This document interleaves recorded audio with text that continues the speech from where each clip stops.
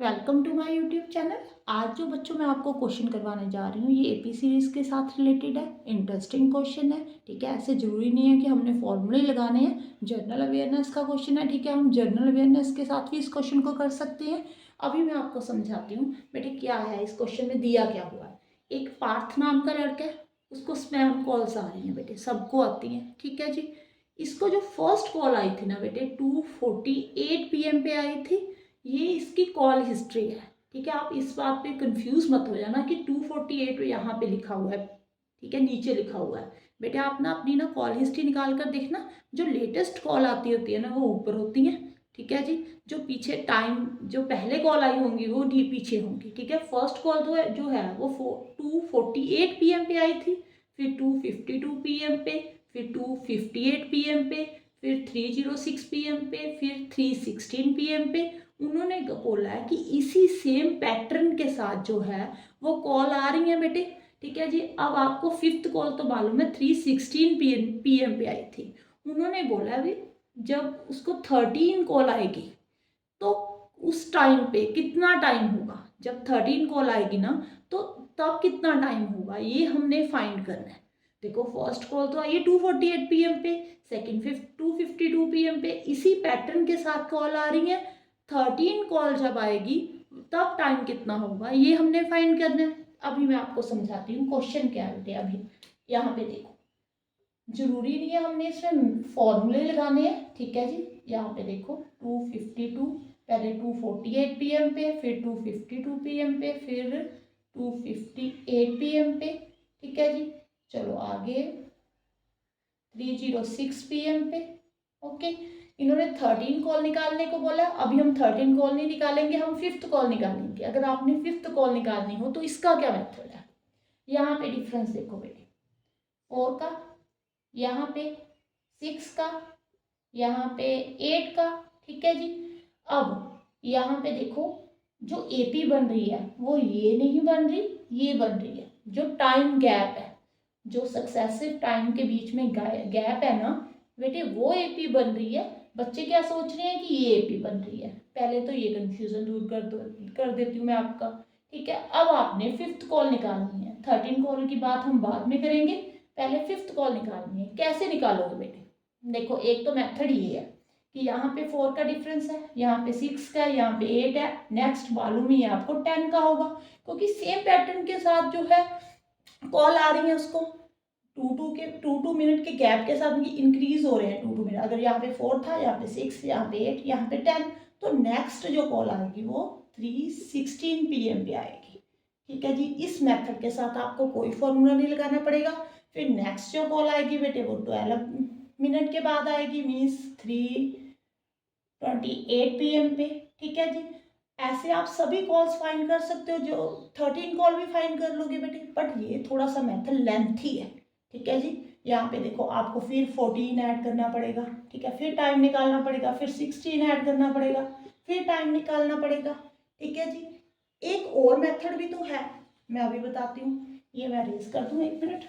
हाँ जी बेटे, ये तो है अगर आपने फॉर्मूला नहीं लगाना, ठीक है, ऐसे ही फाइंड करना है। एक और मेथड क्या है, अगर आपने फिफ्थ कॉल का टाइम निकालना है तो आप ऐसे करो, ये जो टाइम गैप है ना इन सबको ऐड कर दो। कितना आ रहा है बेटे, 48 मिनट, 6 4 10, 28 मिनट, ठीक है जी। अब क्या कर दो आप, 2:48 में 28 को ऐड कर दो। मिनट में मिनट को ऐड करना है, ठीक है जी। ये इस बात का ध्यान रखना। यहाँ पे कितना आ गया 76। कभी भी टाइम जो है 60 मिनट से ज़्यादा नहीं होता, तो 1 घंटा इधर कर दो, ठीक है जी। 3:16 PM। ऐसे भी देखो हमारा सेम आंसर आ रहा है ना।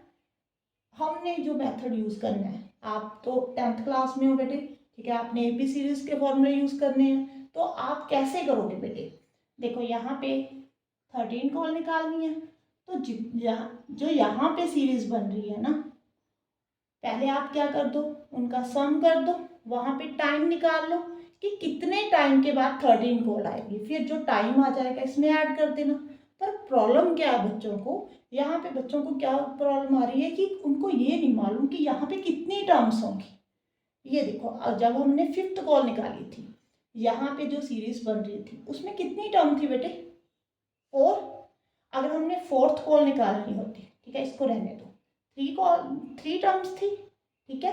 मैं कि जितनी कॉल आपने निकालनी है, फिफ्थ कॉल निकालनी है तो 4 टर्म्स बनेगी। अगर फोर्थ कॉल निकालनी है तो नीचे सीरीज में टर्म बनेंगी, वो कितनी बनेगी? 3। अगर हमने 13 कॉल निकालनी है तो यहाँ पे बताओ कितनी टर्म्स बनेगी। अब तो मैं आपको एग्जाम्पल के साथ समझा रही हूँ। अगर हमने फिफ्थ कॉल निकालनी थी तो यहाँ पे जो टाइम गैप था उसमें उस जो नीचे सीरीज बन रही थी, ठीक है जी, उसमें कितनी टर्म थी? 1 2 3 4। फिफ्थ कॉल पे हमारे पास 4 टर्म थी। अगर 13 टर्म निकालनी है तो यहाँ पे कितनी टर्म्स होंगी बेटे? आई थिंक आपको समझ में आ गया बेटे। 12 टर्म होंगी ना, ठीक है, अंडरस्टैंड। अब देखो, अब तो आप सम निकाल सकते हो, अब तो आपको मालूम पड़ गया कि कितनी टर्म्स होंगी, ठीक है। अब सम का फॉर्मूला लगा दो। यहाँ पे फर्स्ट टर्म कितनी है बेटे? 4 है जी। डिफरेंस कितना है? 6 - 4 2। सम का फॉर्मूला क्या होता है?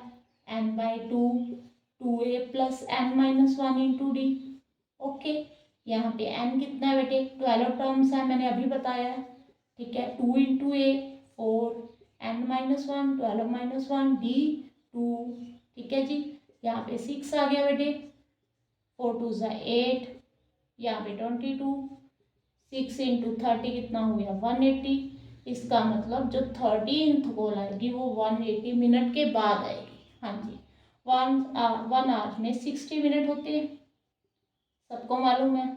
अब मिनट को आवर्स में कन्वर्ट करना है तो क्या करोगे? 60 के साथ डिवाइड कर दोगे, ठीक है जी। 33 आवर्स आ गए।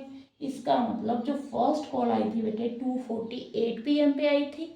जो 13th कॉल आएगी ना 3 घंटे के बाद आएगी। हाँ जी, 3 घंटे के बाद कितना टाइम होगा? 2:48 + 3, ठीक है, 3 इधर मतलब ऐड कर देना, ठीक है।